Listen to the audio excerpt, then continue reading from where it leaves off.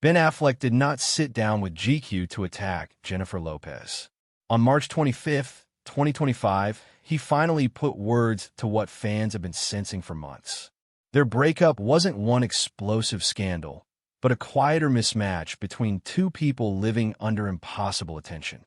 He said there was no scandal, no soap opera, no intrigue, yet admitted the truth was harder to explain than that. So what was he actually saying about Jennifer? The ship captain admission. The narrative around his second divorce usually paints Ben Affleck as a man blindsided by circumstance, but the interview itself tells a different story.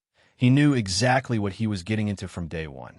When his GQ cover story dropped that March, Affleck finally addressed the public fascination with his relationship with Jennifer Lopez. He didn't offer a dramatic confession or point fingers. Instead, he reached for a metaphor that explained the structural failure of the marriage in one line. According to the interview, Affleck said you don't marry a ship captain and then complain that you don't like going out on the water, that you have to own what you knew going in. In plain terms, he was admitting that her celebrity status wasn't something that blindsided him. He chose it with his eyes open. The admission carries a level of self-awareness that a lot of the tabloid coverage skipped past entirely. Affleck was naming the core friction of the marriage directly. He prefers a quiet, private life, while Lopez runs a global entertainment empire. He knew the terms going in: the paparazzi, the constant media scrutiny, the relentless spotlight, before they ever exchanged vows in that Las Vegas chapel. But the harder truth he arrived at is that entering a relationship with clear eyes doesn't guarantee you can sustain it long-term. He knew the cost of her fame. He just eventually found the water too deep to keep treading. That distinction matters for understanding how the marriage actually came apart. It wasn't a sudden explosion. It was a slower recognition that knowing the cost of something in theory is very different from paying it every single day. The ship captain metaphor rules out a secret betrayal or a dramatic blowout as the cause. What it points to instead is two people who loved each other while being fundamentally incompatible in how they wanted to move through the world. Affleck tried to adapt to the open water. His disposition kept pulling him back toward dry land. We tend to picture celebrity breakups as chaotic, but by his own account, this was closer to a quiet capitulation to reality. The exhaustion of trying to sustain a life that fundamentally drained him, without ever blaming Lopez for being who she is. He blamed himself, instead, for believing he could handle the voyage. Read that way, the GQ interview functions less like an expose and more like a post-mortem on his own expectations. The anniversary filing. The timing of the actual divorce filing adds another layer to that admission. According to Variety, Lopez filed for divorce on August 20th, 2024, the exact 2-year anniversary of their second, larger wedding ceremony in Georgia. That wasn't a random date picked by a paralegal. Court documents list their official separation date as April 26th, 2024, meaning the relationship had already ended legally nearly 4 months before anyone filed paperwork. Lopez let the summer play out, let the tabloids speculate, and then filed on the exact date that once symbolized their reunion. The contrast with how the relationship began makes the choice sharper. According to Clark County records reported by NBC News, the couple originally eloped in a fast, low-key Las Vegas ceremony on July 16, 2022, spontaneous, intimate, and largely unplanned. The Georgia ceremony a month later was the grand, publicized version. Roughly 100 guests at Affleck's Georgia estate, extensive coverage, the full Bennifer 2.0 spectacle. By filing on that second wedding's anniversary, Lopez effectively rewrote what that date would mean going forward. Court records also confirmed there was no prenuptial agreement in place, meaning income earned during the marriage, from his production ventures to her brand deals, was legally subject to division. Skipping a prenup is a detail worth sitting with.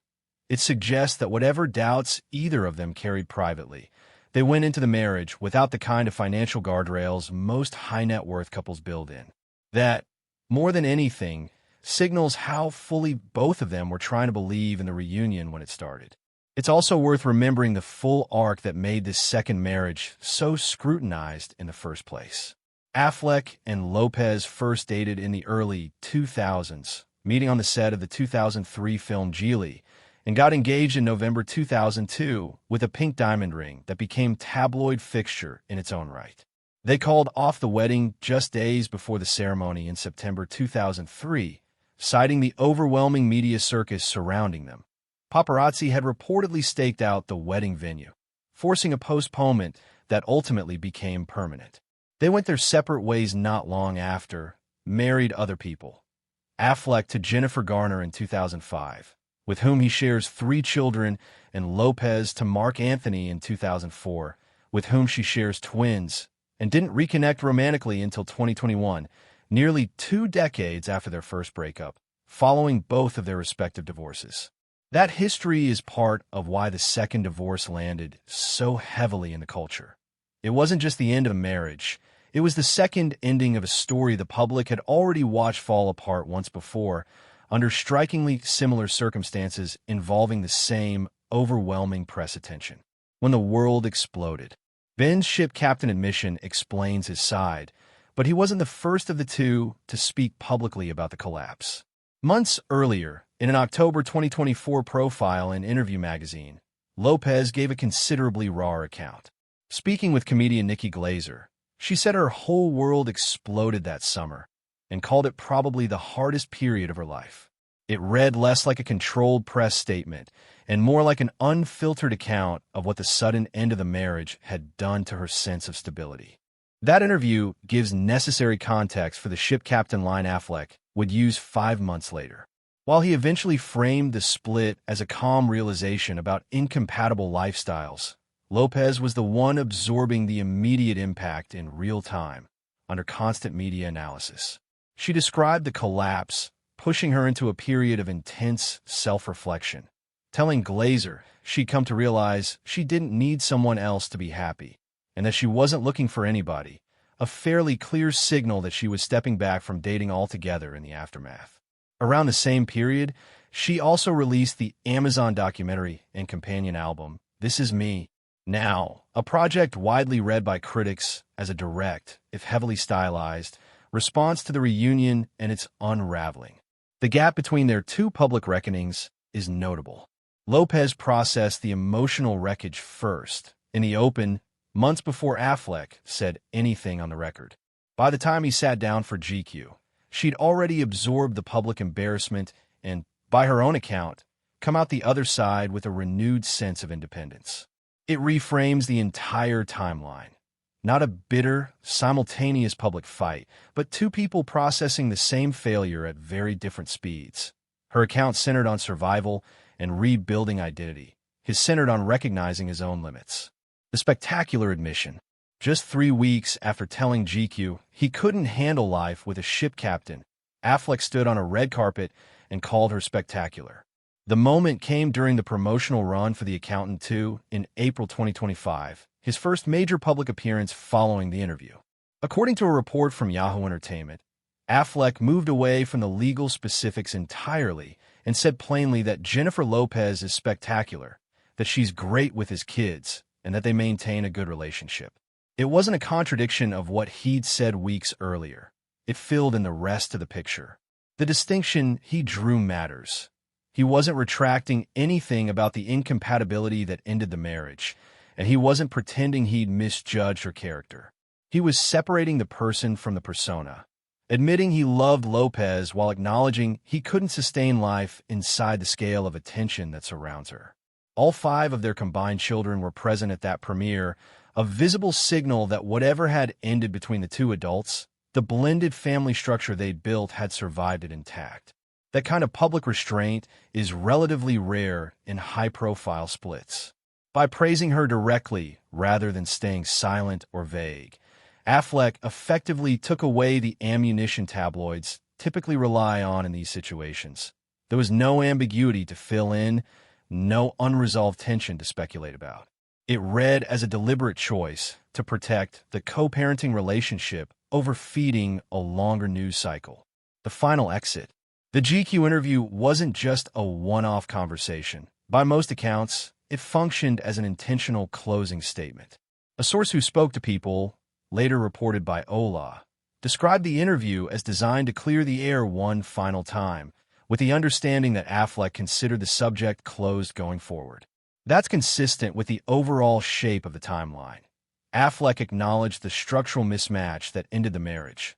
Lopez had already spoken publicly about the emotional toll it took on her, and both later used a public appearance to signal a cordial, protective co-parenting relationship going forward. Once all three of those pieces were on the record, there wasn't much left to clarify. What comes through in that reporting isn't triumph or vindication. The same source noted Affleck wasn't proud the marriage hadn't worked, just resigned to the reality of it. Rather than keep fighting a losing battle against ongoing tabloid speculation, he since focused his public attention on his children and his work, including his production company Artists Equity, which he co-founded with Matt Damon in 2022 and has continued building out projects for since the divorce. Taken together, the record is fairly clear. Affleck acknowledged the risk he took on when he married someone operating at Lopez's level of global fame, and eventually concluded he couldn't sustain it long-term. Lopez, for her part, spoke openly about how devastating that ending was for her, and about what she learned from surviving it. Neither used the divorce as a public weapon against the other, and both have since prioritized shielding their combined family from further speculation. Proof, maybe, that even a very public failure can still end with a measure of grace on both sides. What the split looked like on paper. It's worth laying out the practical mechanics of the divorce itself, since so much of the public narrative focused on the emotional interviews rather than the legal reality underneath them. Because there was no prenuptial agreement, California's community property laws apply by default, meaning assets and debts accumulated during the roughly 2 years of marriage were generally treated as jointly owned regardless of whose name was on them. Given that both parties had substantial, ongoing business interests, Affleck's production company, Lopez's music, film, and beauty ventures, untangling that required significant legal coordination even though neither side pursued a contentious public fight over it. Reports at the time indicated the divorce was uncontested, with both parties working through the financial and custody logistics privately rather than in open court battles, which is part of why so little acrimonious detail ever leaked beyond the 2 interviews that anchored the public narrative. Custody arrangements for the 5 children involved, Affleck's 3 with Jennifer Garner and Lopez's twins with Mark Anthony, were handled separately from the marital dissolution itself, since none of the children are biological children of both Affleck and Lopez.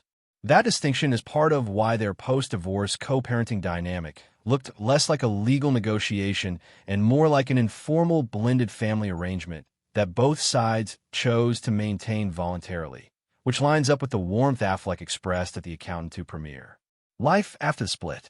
Since the divorce, both Affleck and Lopez have kept remarkably busy professionally, which several outlets have framed as each of them channeling the aftermath into work rather than public commentary.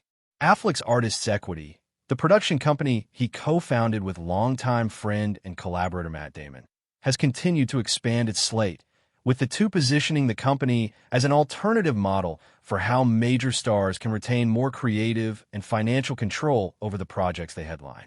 The Accountant 2, released in spring 2025, marked one of his more prominent post-divorce screen appearances, reuniting him with director Gavin O'Connor more than 8 years after the original film. Lopez, meanwhile, has continued moving across music, film, and business simultaneously, much as she did throughout her career before the relationship with Affleck resumed. Beyond the This Is Me, now album and documentary, she's continued to build out her beauty and lifestyle ventures and has remained active in film production. Public appearances since the divorce have generally shown her in a notably more guarded posture around her personal life than during the height of the Bennifer 2.0 media coverage, a shift several entertainment outlets have connected directly to the comments she made to Nikki Glazer about not needing another relationship to feel complete. What ties both post-divorce chapters together is the absence of any real public conflict. Neither has used interviews, social media, or red carpet appearances to needle the other, which stands out given how much attention followed their reunion and second marriage in the first place. If anything, the restraint both of them have shown has become as much a part of the story as the divorce itself. A reminder that even under the most extreme level of public scrutiny, it's possible for two people to end something without turning the ending into another performance.